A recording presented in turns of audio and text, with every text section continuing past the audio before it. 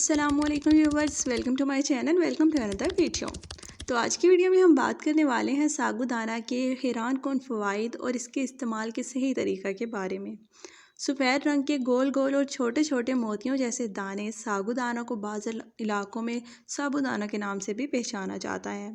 ये बहुत सेहत बख्श और हल्की फुल्की ग़िज़ा के तौर पर इस्तेमाल किया जाता है।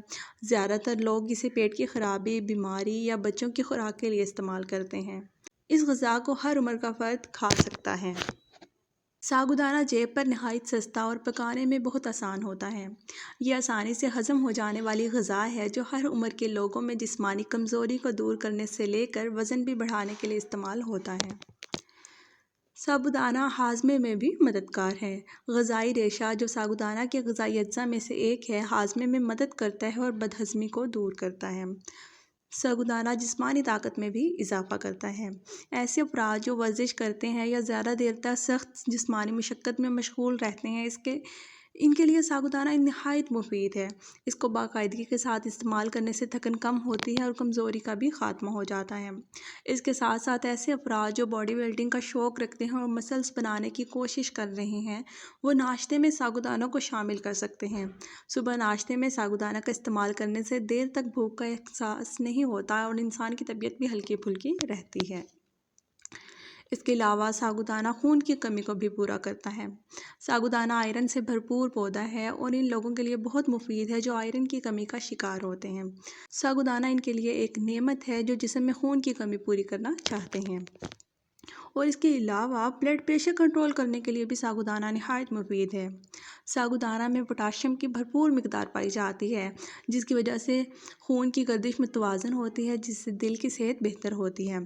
साबूदाना का इस्तेमाल से ब्लड प्रेशर कंट्रोल में रहता है। ब्लड प्रेशर के मरीज़ों के लिए एक दिन में 1 कप सादा पका हुआ साबूदाना डॉक्टर तजवीज़ करते हैं। इसके बाकायदा इस्तेमाल से बआसानी ब्लड प्रेशर के मसले पर काबू पाया जा सकता है। और ये हड्डियों की नशोनमा के लिए भी बहुत मुफीद है। कैल्शियम, आयरन, फाइबर से भरपूर साबूदाना हड्डियों की सेहत और कमज़ोर हड्डियों की लचक को बेहतर बनाने में अहम किरदार अदा करता है।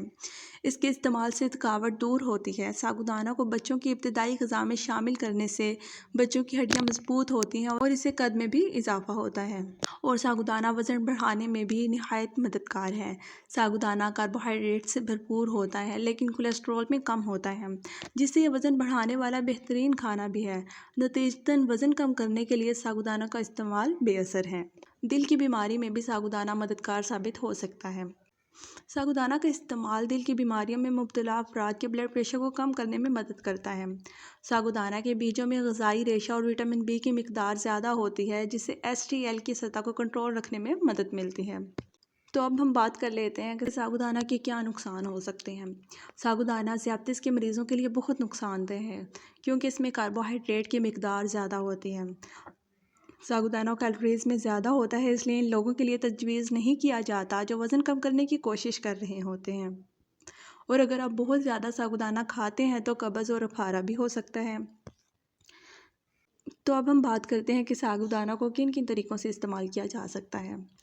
साबूदाना को खीर, pudding, soup, cake, pancake, bread, खिचड़ी और बाइंडिंग यानी किसी भी ग़िज़ा को गाढ़ा करने के लिए इस्तेमाल किया जा सकता है। खाली दूध या पानी में पकाकर भी इस्तेमाल किया जा सकता है और गाढ़ा होने पर हस्बे ज़रूरत चीनी मिलाकर इस्तेमाल करें।